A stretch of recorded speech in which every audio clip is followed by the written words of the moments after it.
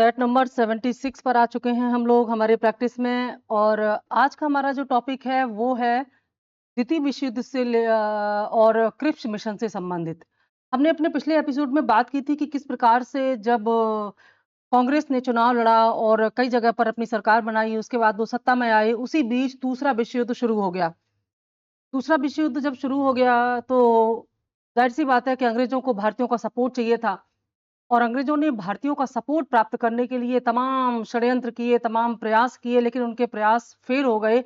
और कैसे फिर क्रिप्स मिशन आया यह समझाने के लिए कि अगर भारतीय इस युद्ध में, इस द्वितीय विश्व युद्ध में अंग्रेजों का साथ दे देंगे तो इस युद्ध के बाद उनको क्या क्या सहूलियत मिलने वाली है, इन तमाम विषयों पर बात करने के लिए क्रिप्स मिशन आया। और इस क्रिप्स मिशन के जो एक तरह से सुझाव थे उसको भी स्वीकार नहीं किया गया। आज के क्वेश्चन हमारे इसी से संबंधित है, ठीक है। तो चलो देखते हैं क्या है हमारे आज के क्वेश्चन में और उसी के आधार पर फिर आगे व्याख्या हम आपको बताते जाएंगे। पहला प्रश्न ही हमारा द्वितीय विश्व युद्ध से है। द्वितीय विश्व युद्ध के संबंध में भारतीय राष्ट्रीय कांग्रेस की क्या नीति थी? ये जो भारतीय राष्ट्रीय कांग्रेस है ये उस समय भारत के राष्ट्रीय आंदोलन का नेतृत्व करने वाली पार्टी थी और इसी के नेतृत्व में राष्ट्रीय आंदोलन हो रहे थे। आपको बताना है कि जो सेकेंड वर्ल्ड वॉर था इसमें कांग्रेस की क्या नीति थी। ये प्रश्न इसलिए भी महत्वपूर्ण हो जाता है कि जब प्रथम विश्व युद्ध हुआ था, उस प्रथम विश्व युद्ध में स्पष्ट रूप से कांग्रेस की नीति जो थी गांधी के नेतृत्व में वो ये थी कि कांग्रेस या गांधी जी इस प्रथम विश्व युद्ध में ब्रिटेन का पूर्ण समर्थन करेंगे, क्योंकि ब्रिटेन ने युद्ध के पश्चात भारतीयों को बहुत सारी सहूलियत देने का जो वादा किया था उसी से प्रेरित होकर के गांधी जी ने प्रथम विश्व युद्ध में अंग्रेजों का साथ दिया था। यहां तक कि अंग्रेजों को भर्ती करने वाला सार्जेंट कहा गया। गांधी जी को अंग्रेजों के लिए भर्ती करने वाला सार्जेंट कहा गया। क्यों? कि जिस प्रकार से गांधी जी ने भारत के युवाओं को अंग्रेजों का साथ देने के लिए, सेना में भर्ती होने के लिए प्रेरित किया था, उन पर यह आरोप लगाया गया। लेकिन इस प्रथम विश्व युद्ध के बाद गांधी जी आहत हुए, निराश हुए, क्योंकि जिस प्रकार के वादे जो किए थे ब्रिटिश सरकार ने वो पूरे नहीं किए। अब यहाँ पर पिछली तमाम घटनाओं को हमने ध्यान में रख करके देखा कि भारत के राष्ट्रीय आंदोलन में भारत की जो क्षेत्रीय राजनीति थी वो परिपक्व हो चुकी थी, मैच्योर हो चुकी थी। और इसका एग्जाम्पल हमने देखा किस प्रकार से कांग्रेस ने 5 राज्यों में स्पष्ट बहुमत प्राप्त करके सरकार बनाई। और फिर उसके बाद जब सेकेंड वर्ल्ड वॉर शुरू हो गया, सेकेंड वर्ल्ड वॉर शुरू होने की तारीख और कारण मैंने बताया था, घटना मैंने बताई थी। सितंबर 1939 का वो दिन था, 1 सितंबर 1939 का वो दिन था जब जर्मनी के जो हिटलर था, जर्मनी का चांसलर था हिटलर, इसने पोलैंड पर आक्रमण कर दिया और उसके बाद 2 सितंबर को ही ब्रिटेन इस युद्ध में पोलैंड की तरफ से शामिल हुआ। अब इस युद्ध के शुरू होने के बाद भारत के राष्ट्रीय आंदोलन की दिशा में भी परिवर्तन हुआ। तो सबसे पहले तो हमें यह जानना है कि इस युद्ध में भारत का स्टैंड क्या था, भारत की क्या सोच थी, भारत यानी कि भारतीय राष्ट्रीय कांग्रेस की नीति क्या थी, क्या समर्थन देना चाहते थे या नहीं। ऑप्शन ए, पूर्ण स्वतंत्रता का आश्वासन मिलने पर ब्रिटेन का सहयोग करना।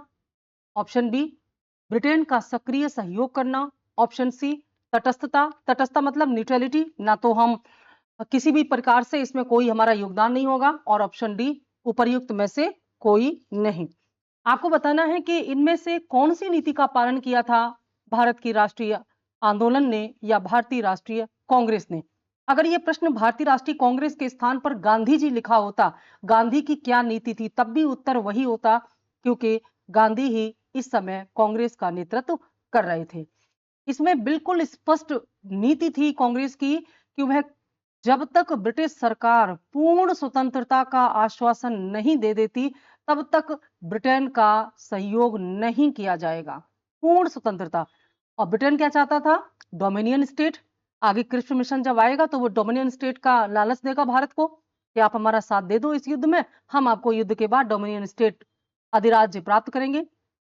लेकिन कांग्रेस की आपने देखा था लाहौर अधिवेशन में ही 1929 में पहली बार लाहौर अधिवेशन, जो कि जवाहरलाल नेहरू के नेतृत्व में हुआ था, अध्यक्षता में हुआ था, यहां पर कांग्रेस ने खुल करके स्पष्ट रूप से पूर्ण स्वतंत्रता का लक्ष्य रखा। पूर्ण स्वराज कहा कि पूर्ण स्वराज या पूर्ण स्वतंत्रता से कम अब हम राजी नहीं होंगे।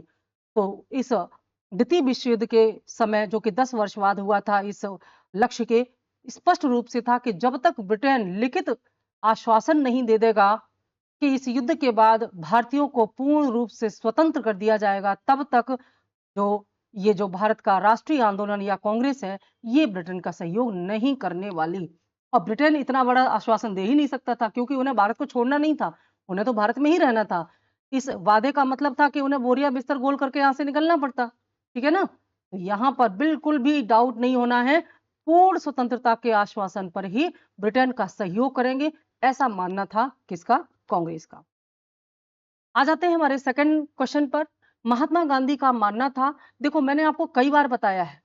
आज एक बच्चे का फोन आया मुझे, नोएडा से थी, लड़की थी, तो वो बता रही थी कि इतिहास में उसको बेसिक्स क्लियर करने में बहुत समस्या आती है, उसके बेसिक्स क्लियर नहीं होते, भूल जाती है। और उसने एक बड़ी अच्छी बात कही कि मैम आपके जो क्वेश्चन प्रैक्टिस है इनको मैं रेगुलेटरी रेगुलरली सुनती हूँ और इसके नोट्स बनाती हूँ।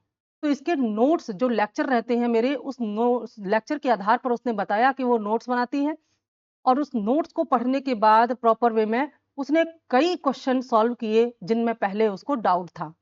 अच्छा लगा ये सुनकर के कि मेहनत वसूल हो रही है। बाकी लोग भी इसको फॉलो करें कि इस प्रैक्टिस में इंपॉर्टेंट ये नहीं है जो हम आंसर बताते हैं, ये तो बहुत सिंपल सी बात है, आप भी कर सकते हैं। इंपॉर्टेंट है बेटे इसकी व्याख्या, जो कि हर एक टीचर अपने अपने विचारों के आधार पर अलग प्रकार से करता है। अगर आपको मेरी बात समझ में आती है, ये जो व्याख्या हम यहाँ करते हैं वो क्लियरली आपको समझ में आती है, तो आप उसके नोट्स बना लें या बार बार इस लेक्चर को सुने, जिससे कि आपको याद हो जाए। और इसी के आधार पर, क्योंकि हर एक क्वेश्चन की प्रैक्टिस में, हर एक क्वेश्चन में जो हम व्याख्या करते हैं उससे कई नए प्रश्नों के उत्तर तैयार हो जाते हैं। इसी उद्देश्य से ये सीरीज चलाई जा रही है। ठीक है? तो आप देखेंगे कि इसमें घटनाओं का एक क्रम होता है, घटनाओं का एक जो क्रम है, ये घटनाएं आपस में जुड़ी हुई है। मैंने कई बार आपको बताया, इतिहास को अच्छे से याद करने का जो ट्रिक है वो क्या है? घटनाओं को लिंक करिए, आपस में जोड़िए, क्योंकि हर एक घटना का किसी दूसरी घटना से कोई ना कोई कनेक्शन जरूर है। ये एक ब्रॉड कॉन्सेप्ट जरूर है, लेकिन परमानेंट सोल्यूशन है हिस्ट्री को याद करने का, है ना? तो चलो देखते हैं क्या है हमारा सेकंड क्वेश्चन। महात्मा गांधी का मानना था कि द्वितीय विश्व युद्ध में भागीदारी का अर्थ निम्न में से सिद्धांत का या निम्न में से किस सिद्धांत का उल्लंघन माना जाएगा? स्पष्ट रूप से प्रश्न आपसे पूछ रहा है कि गांधी जी ये मानते थे कि इस द्वितीय विश्व युद्ध में अगर भारत या भारत का राष्ट्रीय आंदोलन या राष्ट्रीय कांग्रेस अंग्रेजों का साथ देती है, तो इनमें से किस सिद्धांत का उल्लंघन माना जाएगा? ए न्याय, बी समानता, सी समाजवाद और डी अहिंसा। एकदम कॉमन सेंस का क्वेश्चन है। गांधी जी ने इनमें सबसे ज्यादा ध्यान किस पर दिया है? अहिंसा पर, अहिंसा पर ध्यान दिया है। और युद्ध में क्या होता है? हिंसा। तो गांधी जी ने कहा कि अगर हम, क्योंकि इस युद्ध से भारत का कोई सीधा लेन देन नहीं था, ये युद्ध, हालांकि दोनों ही विश्व युद्ध जो है वो यूरोप की स्थानीय समस्याओं और घटनाओं के कारण शुरू हुए, क्योंकि भारत इस समय ब्रिटेन का उपनिवेश था, तो भारत भी ब्रिटेन के माध्यम से इसमें इन्वॉल्व हो जाता था। यहां पर गांधी जी ने कहा कि अगर हम इस युद्ध में शामिल होते हैं तो हमारा प्रत्यक्ष कोई सरोकार नहीं है इस युद्ध से, हम बेवजह ही इस युद्ध में शामिल होकर के हिंसा के कारण बन जाएंगे और हमारा इससे कोई लेना देना नहीं है। तो यह अहिंसा के सिद्धांत का उल्लंघन माना जाएगा अगर भारत इस दूसरे विश्व युद्ध में ब्रिटेन का साथ देता है तो। ठीक है, चलो अगला प्रश्न। द्वितीय विश्व युद्ध के समय ब्रिटेन का प्रधानमंत्री कौन था? बार बार रिपीट होने वाला प्रश्न है ये, एकदम इसको तो याद ही रख लीजिएगा। जब दूसरा विश्व युद्ध हुआ तो ब्रिटेन का प्रधानमंत्री कौन था, ये आपको बताना है। A Clement Attlee, B Anthony Eden, C Winston Churchill, D Harold Wilson. बहुत फेमस नाम है, आप समझ चुके होंगे अब तक कौन है वो व्यक्ति जो ब्रिटेन का प्रधानमंत्री था जब दूसरा विश्व युद्ध हो रहा था। आंसर है ऑप्शन सी, विंस्टन चर्चिल। देखो, विंस्टन चर्चिल जो है उस समय प्रधानमंत्री थे और इनका जो कार्यकाल था प्रधानमंत्री का वो क्या था? 1945 से 1951, 1945 से लेकर के 1951 तक ये जो विंस्टन चर्चिल हैं ये ब्रिटेन के प्रधानमंत्री रहे। ठीक है, और इसी बीच में हुआ है ये जो द्वितीय, सॉरी यहाँ पर टाइम हमने बता दिया क्लीमेंट एटली का, एटली का टाइम हमने बता दिया। चर्चिल जो है वो द्वितीय विश्व, क्योंकि ये उसके बाद की घटनाएं है ना, यानी कि ये भी एक प्रश्न यहाँ बनता है कि जब द्वितीय विश्व युद्ध समाप्त हुआ उसके बाद कौन नया प्रधानमंत्री बना ब्रिटेन का। तो आप जानते हैं द्वितीय विश्व युद्ध समाप्त हो गया था 1945 में, और 1945 में द्वितीय विश्व युद्ध समाप्त होते ही क्लीमेंट एटली जो है, क्लीमेंट एटली, ये ब्रिटेन के प्रधानमंत्री बने। लेकिन जब युद्ध हो रहा था उस समय विंस्टन चर्चिल वहां के प्रधानमंत्री थे। तो विंस्टन चर्चिल यानी कि जब 1 सितंबर 1939 को ब्रिटेन जब इस द्वितीय विश्व युद्ध की शुरुआत हुई उस समय चर्चिल वहां के प्रधानमंत्री थे। अब इसमें से एक नया उत्तर, ये जो क्लीमेंट एटली बताया ना मैंने, ये समय याद करो किसका समय है। जी हाँ, याद आ गया, ये भारत की स्वतंत्रता के बीच का समय है, यानी कि 1947 में जब भारत को आजादी मिली उस समय ब्रिटेन का प्रधानमंत्री क्लीमेंट एटली था। ये प्रश्न कई बार पूछा गया, आगे आएगा आपके सामने, ठीक है। ये वहां का प्रधानमंत्री था। उसके बाद आया है ईडेन। ईडेन का समय क्या था? ईडेन का समय था 1955 से 1957। ये जो है यहाँ पर इसका टाइम क्या है ईडेन का? 1955 से 1957, मात्र 2 वर्षों तक ये रहा। 1955 से 1957 तक ये ब्रिटेन का जो एंथनी एडन है ये प्रधानमंत्री रहा। और ये जो विल्सन है, हेराल्ड विल्सन है, ये 2 बार ब्रिटेन के प्रधानमंत्री बने। पहली बार 1964 से 1970 और दूसरी बार 74 से 76, ठीक है। तो ये बाद में बने हैं और इस प्रश्न का उत्तर हो गया विंस्टन चर्चिल। जब सेकंड वर्ल्ड वॉर हुआ तो ये ब्रिटेन के प्रधानमंत्री थे। क्वेश्चन आ गया 4th नंबर का, द्वितीय महायुद्ध या विश्व युद्ध कब समाप्त हुआ? सेकंड वर्ल्ड वॉर की टाइमिंग क्या है, उसी के आधार पर आप इस प्रश्न का उत्तर दे पाएंगे।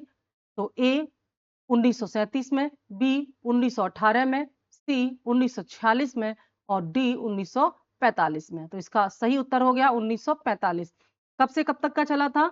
ये 1939 से शुरू हुआ था सेकंड वर्ल्ड वॉर और 1945 में जाकर के समाप्त हुआ।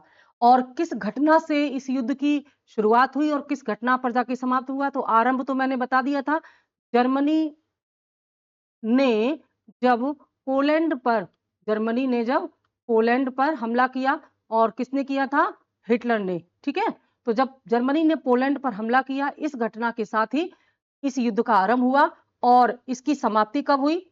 इसकी समाप्ति हुई जब जापान ने, देखो ये जो युद्ध था ना, शुरुआत तो जर्मनी ने की, लेकिन इसका आरंभ तो यूरोप से हुआ, लेकिन अंत कहां में हुआ? एशिया में, क्योंकि एशियाई देश था जापान। एशियाई देश जापान जो है इस युद्ध में शामिल हो गया जर्मनी वाले गुट में, ठीक है।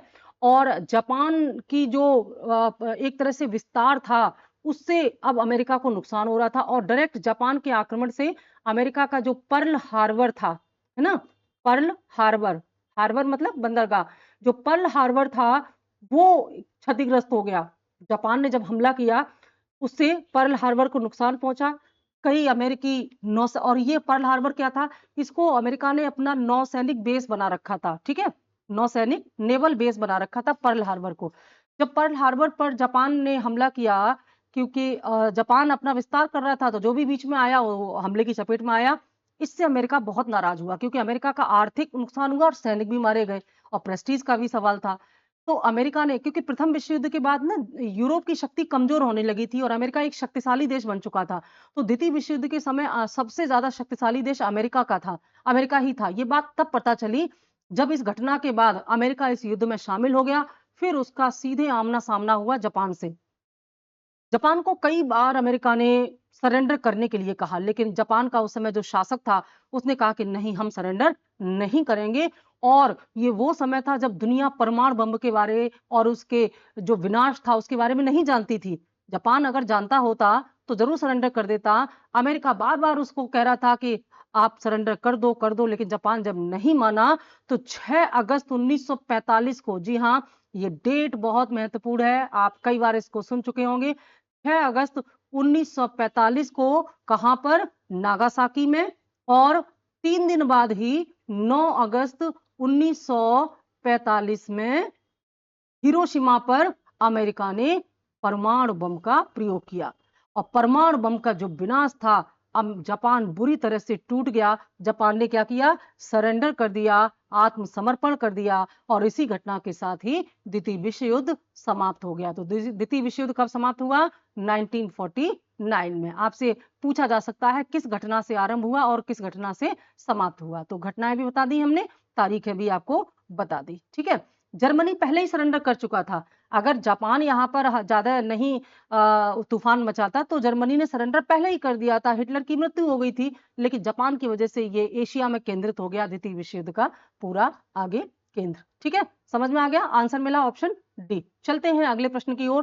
क्वेश्चन नंबर 5, किस भारतीय राष्ट्रवादी नेता ने जर्मनी, क्वेश्चन को बहुत अच्छे से पढ़ा करो, कभी भी प्रश्न पढ़ने में जल्दबाजी नहीं करनी, पूरा कंसंट्रेशन, एक बार समझ में नहीं आए तो बार बार पढ़ो।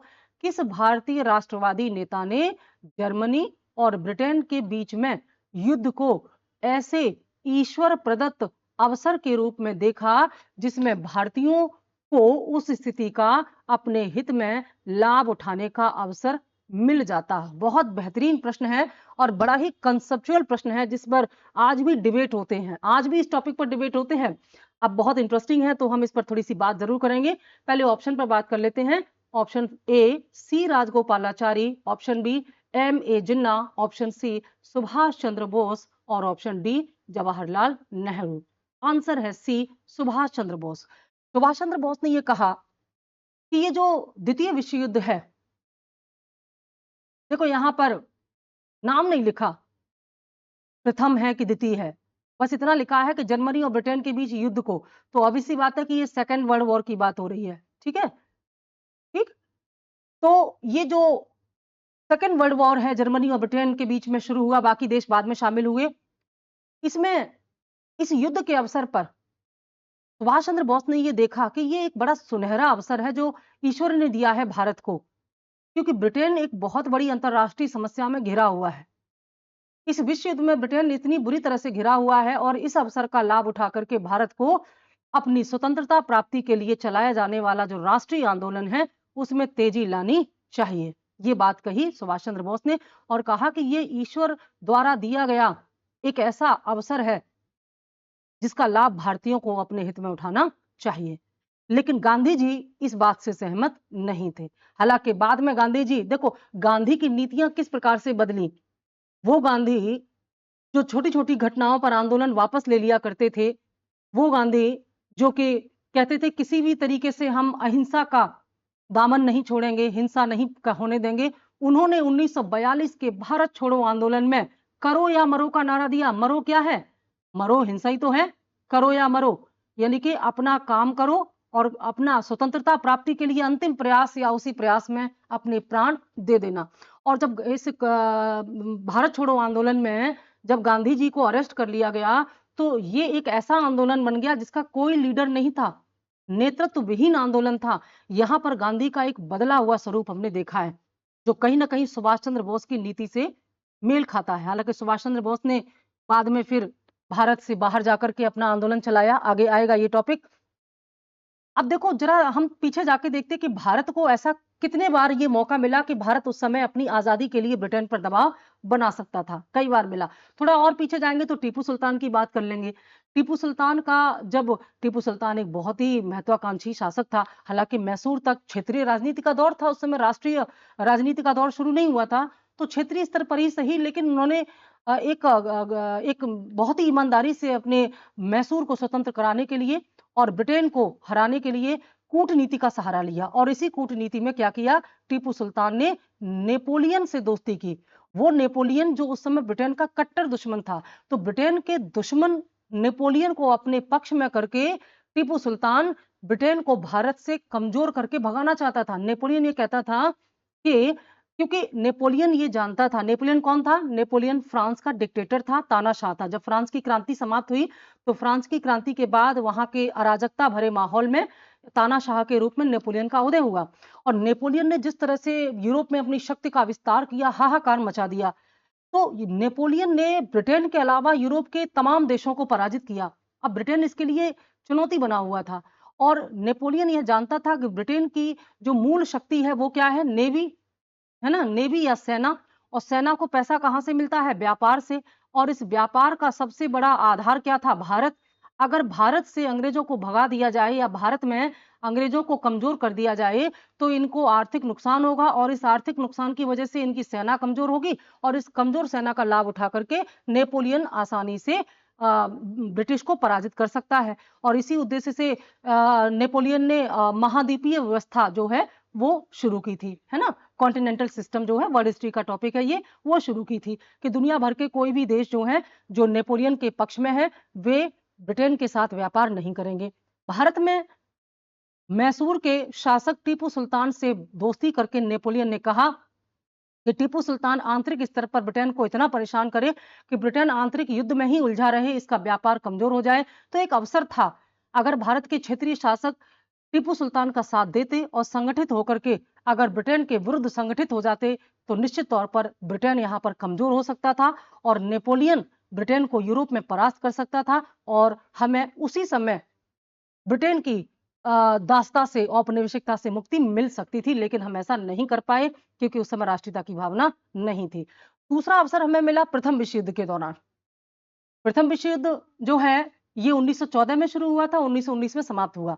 प्रथम विश्व युद्ध में भी अवसर था, गांधी जी पर दबाव बनाया गया कि वो ब्रिटेन सरकार के सामने पूर्ण स्वतंत्रता का लक्ष्य रखें, लेकिन उन्होंने ऐसा नहीं किया, तो ये अवसर हमने गवा दिया। अब ये तीसरा अवसर हमें मिला द्वितीय विश्व युद्ध में, तो सुभाष चंद्र बोस कहते हैं इस अवसर को हमें गंवाना नहीं चाहिए। हालांकि गांधी जी ने भी बाद में इस बात को समझ लिया था।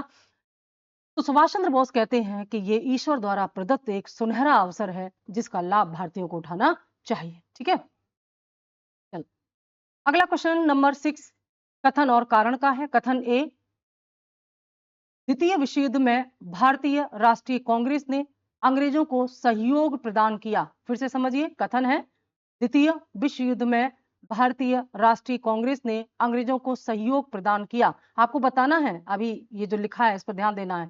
कारण है क्योंकि उन्हें पूर्ण स्वराज प्राप्त होने की आशा थी। आप ध्यान से देखेंगे पहला कथन पूरी तरह से गलत है क्योंकि कांग्रेस ने इसमें अंग्रेजों का साथ नहीं दिया था। दूसरा, पूर्ण स्वराज प्राप्त होने की आशा थी, बिल्कुल गलत है, इसीलिए तो साथ नहीं दिया, तो दोनों गलत है। ऑप्शन क्या हो जाएगा? ऑप्शन बी, ए और आर दोनों असत्य है ना, एकदम क्लियर आंसर है।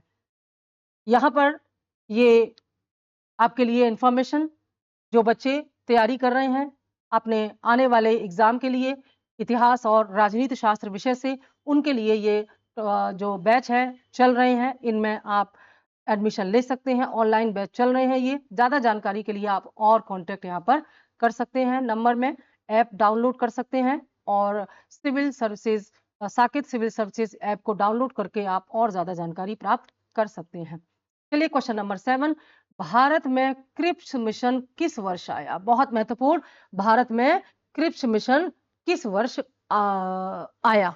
ठीक है, देखो क्रिप्स मिशन जो है इसके भारत आने का उद्देश्य मैंने थोड़ा सा बताया आपको कि क्रिप्स मिशन इसलिए आया कि वो भारत के नेताओं को मना सके जिससे कि द्वितीय विश्व युद्ध में वो भारत का साथ दें, ब्रिटेन का साथ दें। तो फिलहाल पूछा है किस वर्ष आया, है ना। अब वर्ष आया है तो सिंपल हमको वर्ष ही बताना है, इधर उधर की बातें नहीं करनी है। ऑप्शन ए 1940 यानी कि 1940, option B 1942, option C 1944 and option D 1946। बहुत फेमस डेट है, हमने शुरू में ही बता दिया था। ऑप्शन बी 1942, 1942 में ये क्रिप्स मिशन जो है वो भारत में आया। ठीक है, और क्रिप्स मिशन भारत में जो आया वो क्या अपना सुझाव लेकर के आया, ये समझिए। क्रिप्स मिशन का सुझाव था कि जब युद्ध समाप्त हो जाएगा, उस युद्ध के बाद, द्वितीय विश्व युद्ध के बाद, वो भी तब जब इस द्वितीय विश्व युद्ध में भारत ब्रिटेन का साथ दे, तब जब युद्ध समाप्त हो जाएगा तो भारत में संविधान निर्माण के लिए एक संविधान सभा का गठन किया जाएगा अकॉर्डिंग टू क्रिप्स मिशन। ठीक है, संविधान सभा का गठन किया जाएगा और ये जो क्रिप्स मिशन था, इस क्रिप्स मिशन में तत्कालीन प्रधानमंत्री विंस्टन चर्चिल ने युद्ध मंत्रिमंडल के जो सदस्य थे सर स्टैफोर्ड क्रिप्स, उनको भेजा, इसीलिए क्रिप्स के नाम पर इसका नाम क्रिप्स मिशन पड़ा। ठीक है, और क्रिप्स मिशन के भारत आने की जो डेट है वो भी लिख लो, 23 मार्च, 23 मार्च, कभी कभी तारीख ऐसे भी पूछ लिया जाता है डेप्थ में जाके, 23 मार्च 1942 को ये दिल्ली में आया। ठीक है, ये इसकी व्याख्या रही। अगले क्वेश्चन की ओर बढ़ेंगे। क्वेश्चन नंबर 8, निम्न में से कौन क्रिप्स मिशन के साथ कांग्रेस के आधिकारिक वार्ताकार थे? यानी कि जो क्रिप्स मिशन आया उनसे कांग्रेस की तरफ से किसने बात की? कौन कांग्रेस का लीडर था जिसने नेतृत्व किया कांग्रेस का? ए महात्मा गांधी एवं सरदार पटेल, ऑप्शन बी आचार्य जेवी कृपलानी एवं सी राजगोपालाचारी, ऑप्शन सी पंडित जवाहरलाल नेहरू एवं मौलाना आजाद, और option D doctor Rajendra Prasad एवं रफी अहमद किदवई।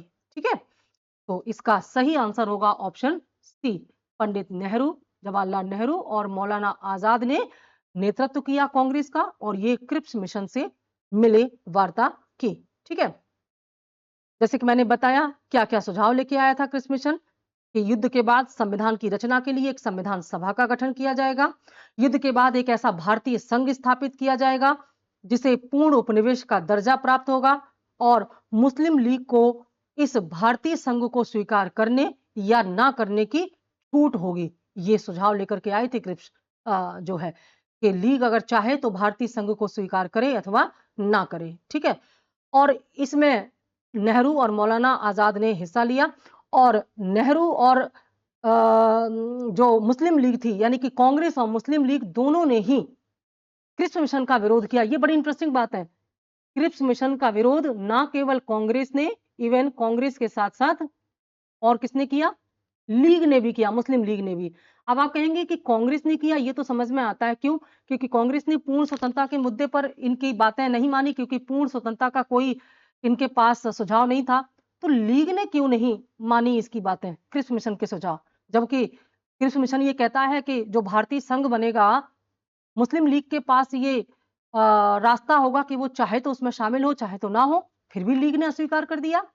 तो कारण ये था कि लीग के इस क्रिप्स मिशन में अलग से मुस्लिम लीग के लिए या सांप्रदायिक आधार पर अलग से इनको एक देश देने का कोई प्रावधान नहीं था, इसलिए लीग ने इसको अस्वीकार कर दिया।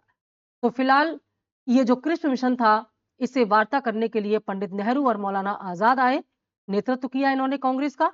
और इस क्रिप्स मिशन के बारे में गांधी जी ने क्या कहा?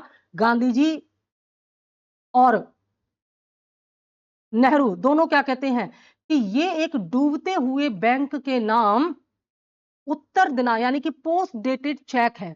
पोस्ट डेटेड चेक, वो भी कैसे बैंक के नाम? जो दिवालिया हो चुका है, ऐसे बैंक के नाम। तो पोस्ट डेटेड चेक या उत्तर दिनांकित चेक का जो दर्जा है वो क्रिप्स मिशन को दिया गया, गांधी के द्वारा और नेहरू के द्वारा। ठीक है, क्वेश्चन नंबर 9, निम्न में से कौन सा क्रिप्स मिशन के संबंध में सही नहीं है? अब देखो, ये जो पीछे हमने बात की ना क्रिप्स मिशन के बारे में, उन व्याख्या से इस प्रश्न का उत्तर निकल आया। ये सारे एग्जाम्पल आपके सामने खुद ही आ जाते हैं।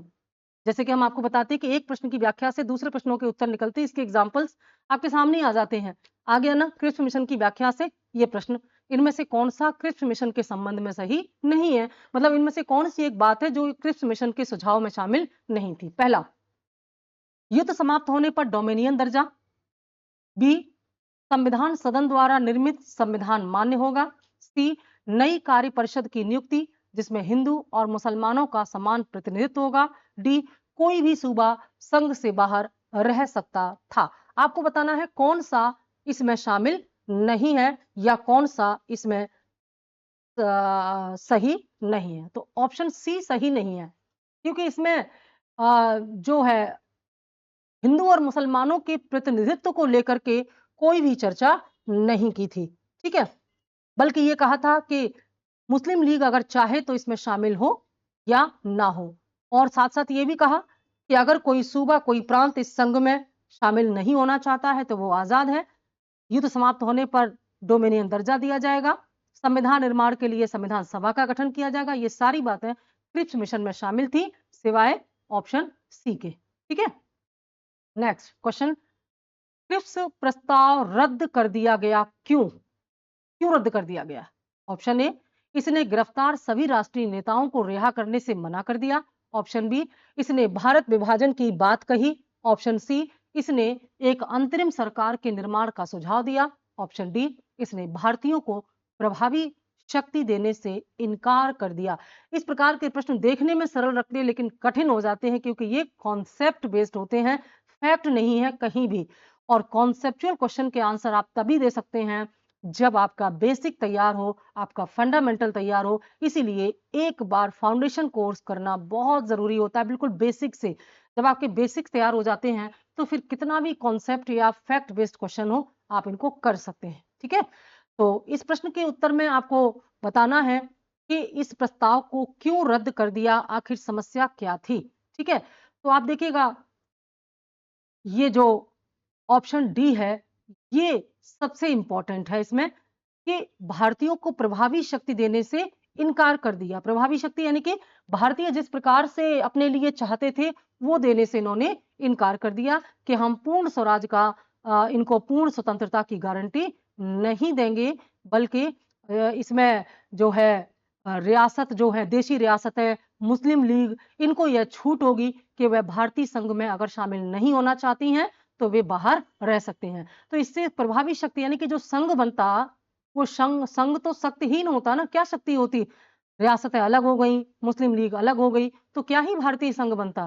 तो ये इसका सही आंसर होगा। Question number 11, sir Stafford Cripps की योजना में यह परिकल्पना थी कि द्वितीय विश्व युद्ध के बाद ऑप्शन ए भारत को पूर्ण स्वतंत्रता प्रदान की जानी चाहिए, ऑप्शन बी स्वतंत्रता प्रदान करने से पहले भारत को दो भागों में विभाजित कर देना चाहिए, ऑप्शन सी भारत को इस शर्त के साथ गणतंत्र बना देना चाहिए कि वह राष्ट्रमंडल में शामिल होगा, और ऑप्शन डी भारत को डोमिनियन स्टेटस दे देना चाहिए। बिल्कुल क्लियर आंसर है ऑप्शन डी। इस परिकल्पना के साथ आए थे क्रिप्स कि द्वितीय विश्व युद्ध के बाद भारत को डोमिनियन स्टेट का दर्जा दिया जाएगा, जिसे भारत ने पूरी तरह से अस्वीकार कर दिया और लीग ने अस्वीकार कर दिया, क्योंकि लीग अपने लिए सांप्रदायिक आधार पर एक अलग देश की मांग कर रही थी। ठीक है, आते हैं हमारे अगले क्वेश्चन की ओर। क्वेश्चन नंबर 12, किसकी दृष्टि में क्रिप्स प्रस्ताव एक टूटते हुए बैंक के नाम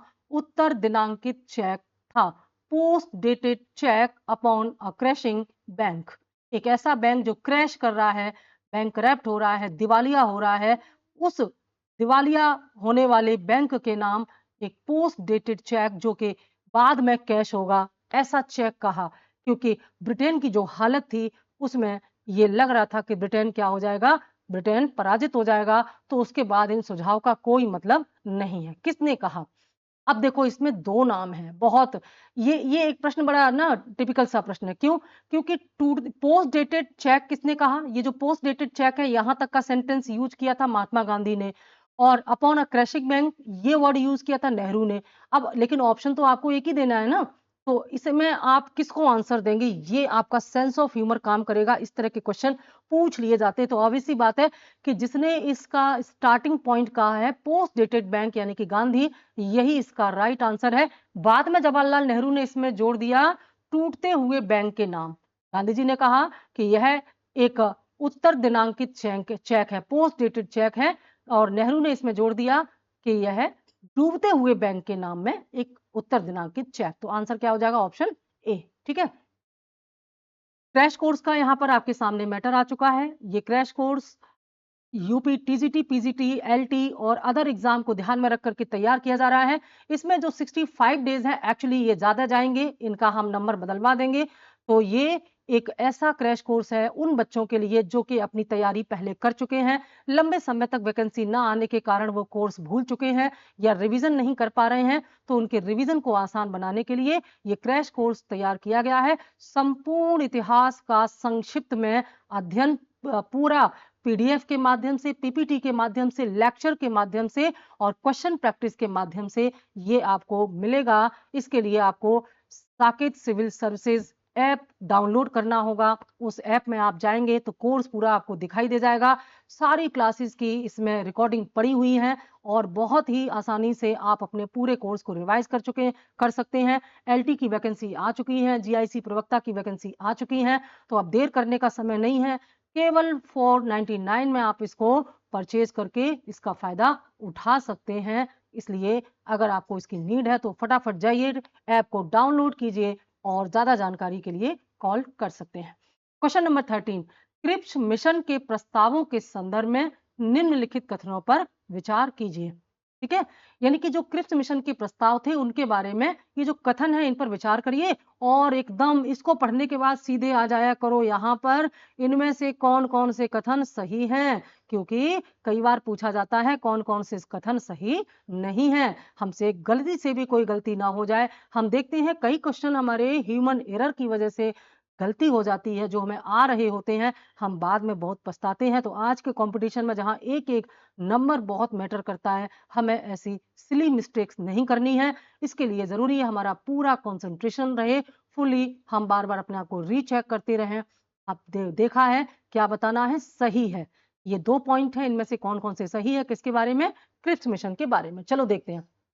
पॉइंट नंबर 1, संविधान सभा में प्रांतीय विधानसभाओं और साथ ही भारतीय रियासतों द्वारा नामित सदस्य होंगे। ऑप्शन 2, नया संविधान स्वीकार करने के लिए जो भी प्रांत तैयार नहीं होगा उसे यह अधिकार होगा कि वह अपनी भविष्य की स्थिति के बारे में ब्रिटेन से अलग से संधि पर हस्ताक्षर कर सकता है। आपको बताना है कि क्रिप्स मिशन के बारे में इनमें से कौन कौन से कथन सही है। ठीक है, कौन कौन से कथन सही हैं ये हमें यहाँ पर बताना है। तो कौन कौन से कथन सही हैं, इनमें हमारा राइट आंसर है ऑप्शन बी, केवल दूसरा सही है, केवल दूसरा। क्यों दूसरा सही है, इसकी व्याख्या देख लेते हैं। ये जो क्रिप्स मिशन भारत आया था, ये क्रिप्स मिशन कहता है कि ये जो संविधान सभा है, संविधान सभा का गठन प्रांतीय विधानसभा और भारतीय रियासतों द्वारा नामित सदस्यों से होगा। नहीं, ऐसा बिल्कुल नहीं है, बल्कि क्रिप्स मिशन ने कहा कि ये जो नया संविधान बनाने के लिए संविधान सभा का गठन किया जाएगा उसमें प्रांतीय विधानसभाओं के चुने हुए सदस्य और राजाओं द्वारा मनोनीत सदस्य शामिल होंगे। ठीक है, इसलिए ये कथन गलत है। ये दूसरा कथन एकदम सही है। नया संविधान स्वीकार करने के लिए ये कहा कि जो भी सूबा या प्रांत ना चाहे वो इस संघ में शामिल नहीं होगा और वह अलग से ब्रिटेन के साथ समझौता। ये कैसी स्ट्रेटजी थी क्रिप्स की, किस प्रकार से क्रिप्स मिशन भारत को कई टुकड़ों में तोड़ना चाहता था। अगर इनकी बात मान ली जाती तो हर रियासत अपने आप में एक सरकार होती है ना। ये बहुत ही खतरनाक ये एक सुझाव लेकर के आए थे, लेकिन भारत ने इसको अस्वीकार कर दिया। तो ऑप्शन बी इसमें सही है, केवल दूसरा सही है। ठीक है, नेक्स्ट, कौन सी घटना सबसे पहले हुई, बहुत महत्वपूर्ण प्रश्न आ गया। इनमें से कौन सी घटना सबसे पहले हुई, महत्वपूर्ण मैंने इसलिए कहा ना क्योंकि ये घटनाएं कहीं ना कहीं एक दूसरे से जुड़ी हुई हैं। ये घटनाएं एक दूसरे से जुड़ी हुई हैं।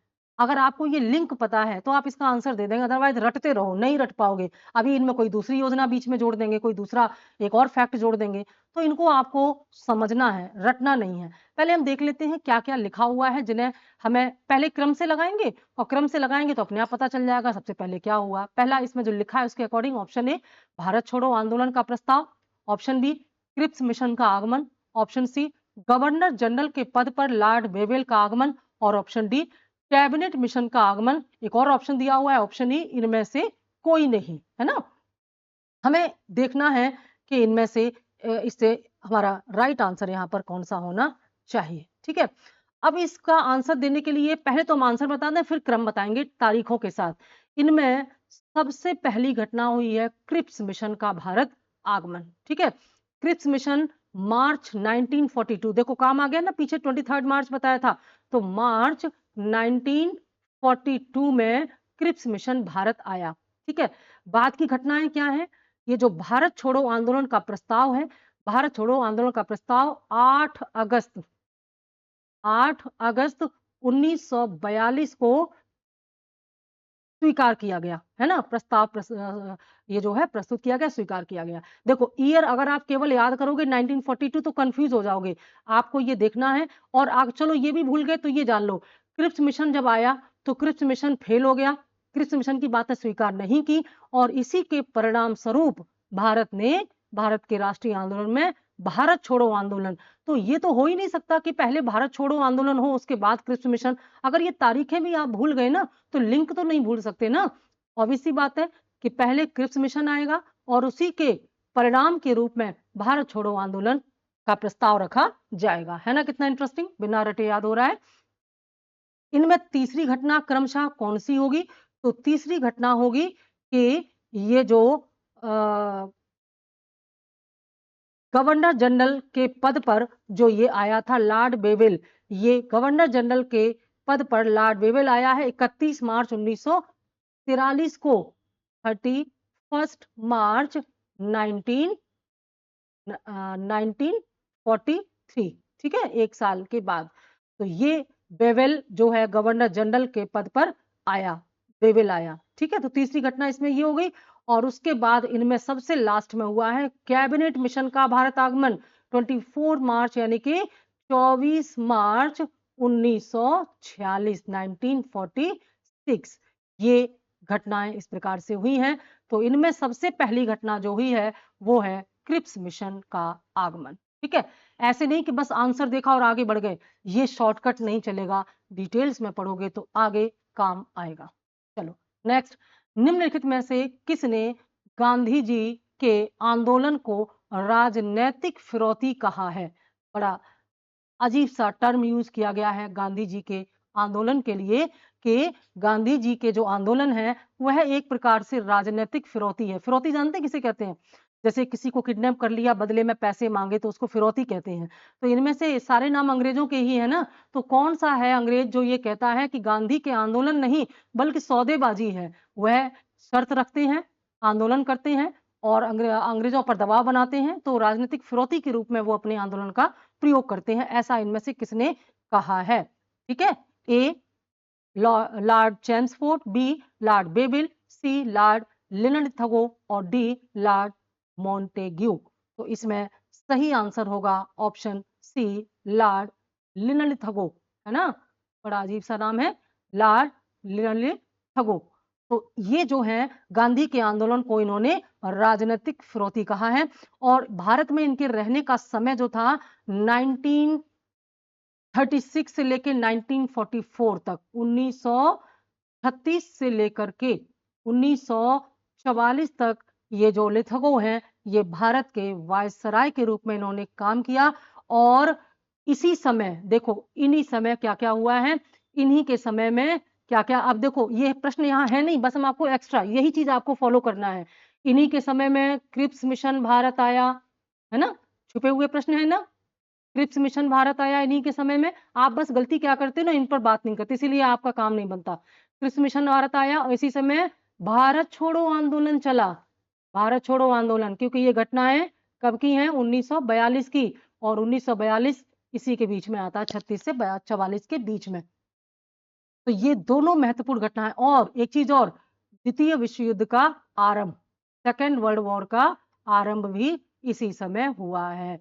कितनी महत्वपूर्ण बड़ी बड़ी जो घटनाएं हैं वो जब हो रही थी, तो भारत में जो वायसराय था ब्रिटेन का वो कौन था? लॉर्ड लिनथगो। अब आपको ये चीज याद भी रहेगी और आगे ये अगर आएगा तो आप बता भी देंगे, ठीक है। तो ये चीज जो है यहाँ पर लिनथगो ने कही, क्योंकि जब भारत छोड़ो आंदोलन हुआ ना तो इससे अंग्रेज बड़े परेशान हो गए, तिलमिला गए। क्या कहा भारत गांधी जी ने कहा कि ब्रिटेन को भारत पर से तुरंत अपना संपूर्ण अधिकार समाप्त करके यहाँ से चले जाना चाहिए और भारत को भारतीयों को सौंप देना चाहिए। इसीलिए इन्होंने कहा कि ये राजनीतिक फिरौती के रूप में अपने आंदोलन चलाते हैं, ठीक है।